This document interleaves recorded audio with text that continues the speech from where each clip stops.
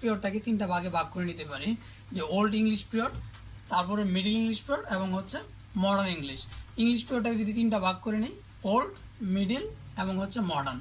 আর আমরা যখন পড়বো প্রথমেই যদি ভিতরে ঢুকে যায় তাহলে কিন্তু মনে রাখা সম্ভব হবে না। প্রথমে আমাদের হেডিংগুলো মনে রাখতে হবে, প্রথম যে পিরিয়ডগুলো আছে মেন ওইটি মনে রাখতে হবে, তারপর প্রত্যেকটা পিরিয়ডের যে ভিতরে ডিটেলস আছে, হ্যাঁ, পরে ওইটা জানতে হবে। তো আমরা বললাম প্রথমে ওল্ড ইংলিশ পিরিয়ড 450 থেকে 1066, তারপর মিডল ইংলিশ পিরিয়ড 1066 থেকে 1500। তো আমাদের নর্মালি এগুলো পরীক্ষা আসে না, কিন্তু প্রথম থেকে মনে রাখলে সিরিয়ালি তাহলে এটা ইজিলি মনে থাকবে। তো মিডিলের পরে আমাদের মডার্ন হচ্ছে 1901 থেকে বর্তমান যুগ পর্যন্ত যা আছে যাবে। তো এখন এই মাঝখানে যে আমাদের এই যে আরো কিছু পিরিয়ড আছে, এটা কিভাবে মনে রাখবো? তো মিডিল আর থেকে মডার্ন আসতে আমাদের আসলে অনেকগুলো ধাপ পেরিয়ে আসতে হয়েছে। তো আমরা হচ্ছে বোঝার সুবিধার্থে অন্যভাবে নেবেন না, বোঝার সুবিধাতে আমরা বলতে পারি যে মিডিল যুগ আর মডার্ন যুগের মধ্যে অনেক প্রভেদ, হ্যাঁ, অনেক পার্থক্য। যে মিডিলে আমরা হচ্ছে ছেলেমেয়েরা